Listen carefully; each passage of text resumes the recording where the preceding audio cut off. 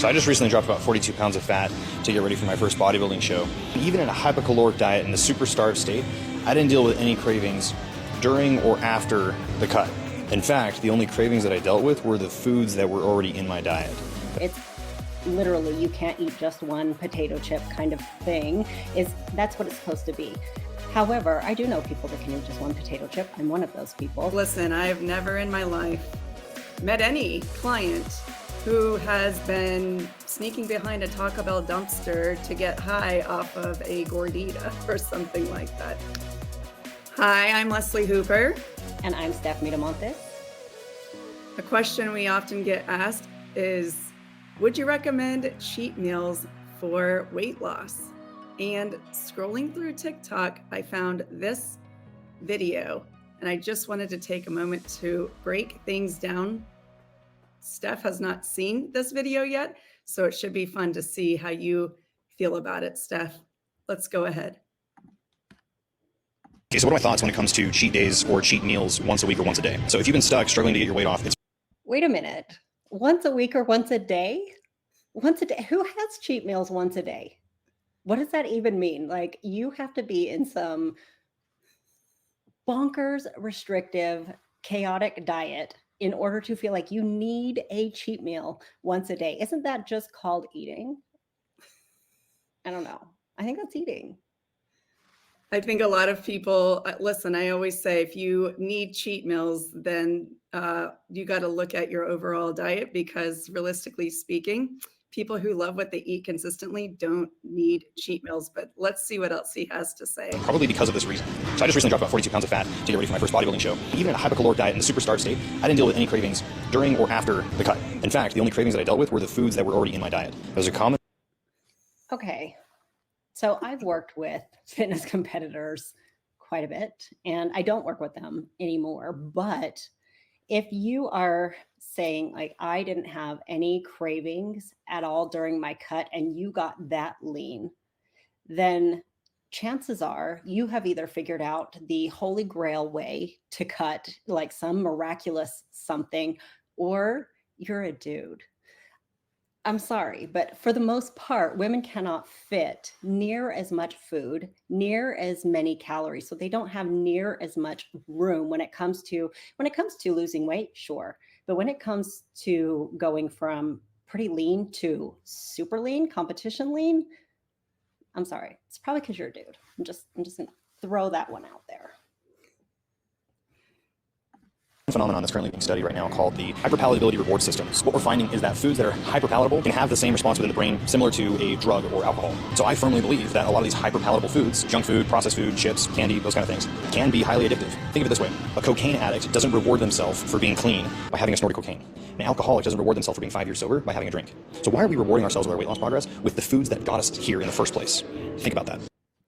Oh, I'm thinking about it. This is obviously the kind of messaging that creates extreme diets in the first place, that all or nothing restriction. The reality is, as you often say, Steph, is there is no such thing as a weight loss or fat gaining food.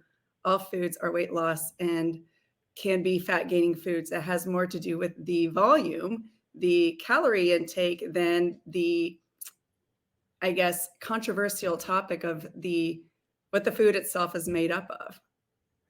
Well, I will be the first in line to tell you that you can overeat your way into weight gain on clean eating, on a quote unquote clean diet.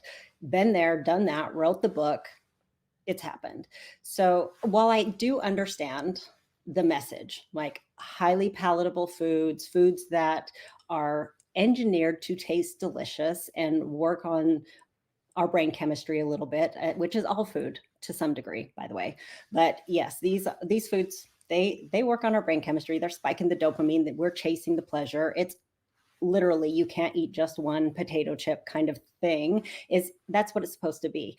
However, I do know people that can eat just one potato chip. I'm one of those people. So it's not the food itself that is creating this environment. How much of it is actually just the message that you can't stop eating these foods because they're bad, because they're fattening, because they're problematic? If you're including all of these foods in your day-to-day diet, and I don't mean like a diet as in counting calories, but just what you eat in general, then they lose so much of their power. Now, not for everyone, right? But again, that really has to do with so many other factors. Like, why are we overeating in the first place? Why are we relying on food as our source of pleasure each and every day and over relying on it? So we're overeating it. I also just really hate the inflammatory language around it being compared to cocaine Oh, and Jesus. alcohol. Because I'm like, listen, I have never in my life met any client who has been sneaking behind a Taco Bell dumpster to get high off of a gordita or something like that. It's just, do we have to use such dramatic language, fear mongering, making people feel like, oh God, I can't possibly have a chocolate because I'm never going to be able to stop eating. Now I'm addicted, which disempowers you from taking personal responsibility, or at least even being curious, having the conversation about, why do I struggle to stop after a few bites of this particular food? That's the underlying issue that we really want to get to the root of, is the emotional response to the food, why you might feel out of control around it in the first place.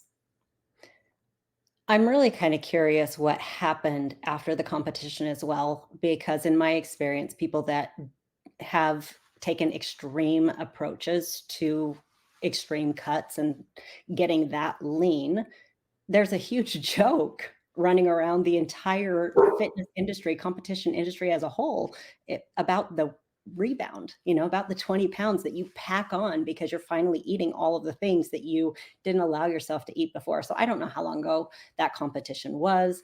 Clearly not as lean as the photos, right? So definitely has put some weight back on. And it all comes down to what kind of life you want to be living. Yeah, if you want to eat boiled chicken breast and steamed broccoli and only have, a tablespoon of olive oil to spread throughout your entire day and count out your almonds and all the things, be my guest, have at it. But chances are you will want that cheat meal, and you are cutting a lot of other pleasures out of your life by cutting pleasurable food out of your life, the connection, the time, the things that we eat around the table for date nights and things like that. So again, like, if that's right up your alley, I'm not a picky eater. I could eat all fruits and vegetables and lean foods and all the things. I don't want to, but I mean, it wouldn't be the worst thing in the world for me to be like, oh no, I'm not going to eat cookies again, because if I hated vegetables, then that might be difficult. But I don't. Like, I would still have a wide variety of food. I'm just curious how quickly the weight came back on, and at what was the mechanism of action of overeating there? Are we just overeating on clean foods to bring the weight back on? And to be clear, I know that stage lean is not sustainable lean. I don't expect anybody to stay stage lean, but there was quite a difference between the two photos. So I'm just curious how quickly that transformation or detransformation happened.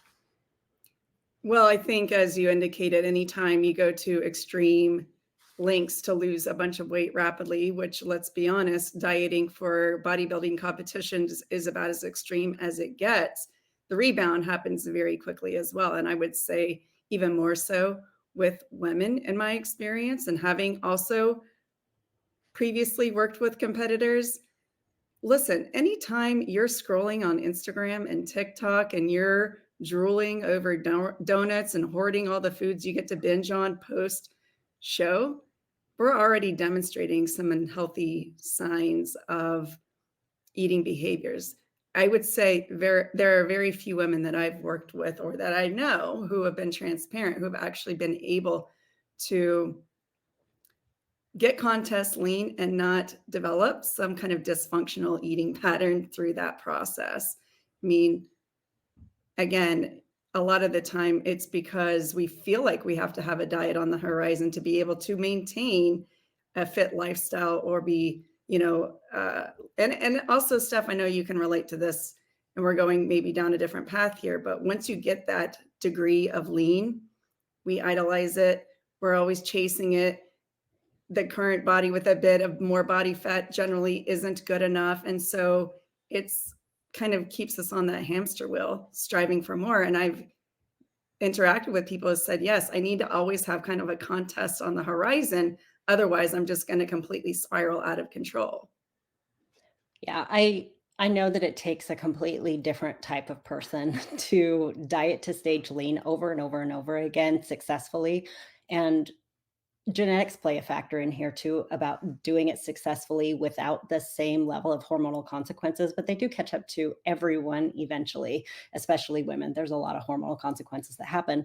But I think this conversation, to kind of circle it back to cheat meals and to your point, the inflammatory language about it being addictive, is that it becomes that when we rely on it for our main source of pleasure and we don't have any boundaries around it. We're not eating these things consciously. We're reacting instead of being thoughtful. It's in our environment. We're grabbing it. Somebody else is having it. We're grabbing it. We're sad. We're stressed. We've had a long day. We're grabbing it. We've been drinking. So we got to be eating. All of these connections are what make it feel like we're out of control. And then also deny, deny, deny the language around it's bad, it's wrong, it's addictive, it's all of these things.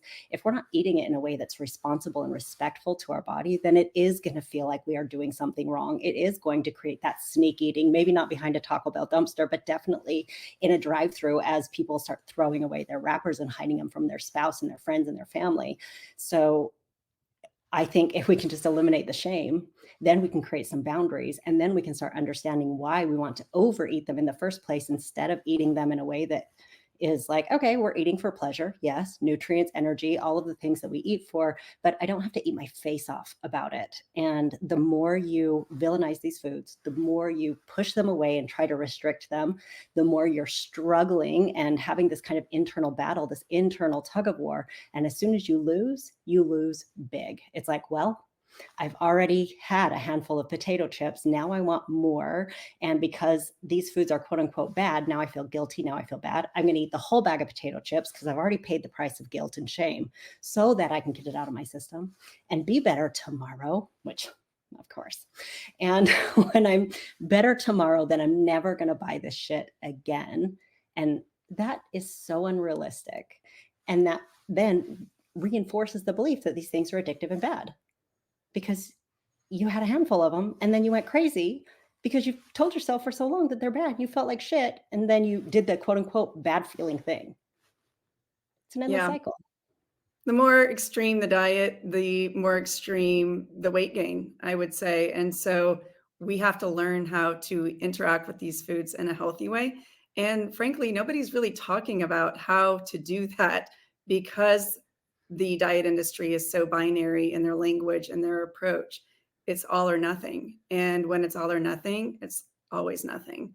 So I would just encourage our viewers here to continue staying with us as we release these videos and expand more on the topic of how to use hunger and fullness as your ultimate calorie counter, because your body knows naturally, intuitively. And I kind of cringe at the word intuitively because that's a can of worms in and of itself.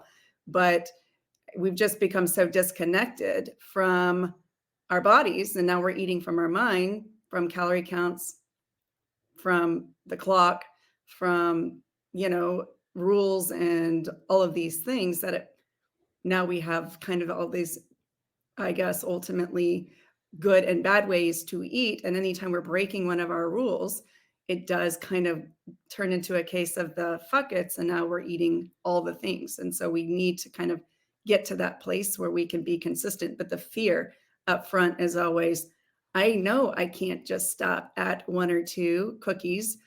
I always eat all of them. And I'm like, yes, but that's also because you've never practiced really giving yourself permission to interact with them long enough to actually adopt an abundance mindset to where now we don't feel like we're having that last supper. Steph, I'm going to let you have the final word here as we wrap up. I just want to remind people that weight gain doesn't happen in a vacuum. When he mentioned why would we continue to go back to these foods that got us here in the first place, cookies never made anyone overweight. Never, never, ever, ever. If you are someone who has extra body fat and you need to lose weight or you want to lose weight, overeating is what got you there. Yes, some foods are easier to overeat than others, but there is not a food on the planet that is just quote unquote fattening.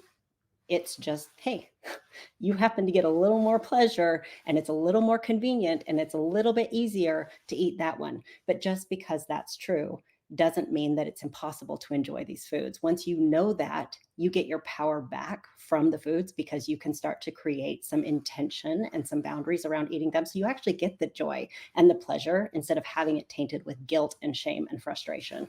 So make sure that if this is sounding reasonable to you, if you want a different way, instead of thinking about how to count down to the days where you might get a cheat meal and then feel like it takes you 3 days to get back on track, subscribe and leave us a comment. I would love to hear what you have to say about this topic. Has cheat meals served you, or has it been a big ass problem in your life? Thanks, y'all. We'll catch you on the next one.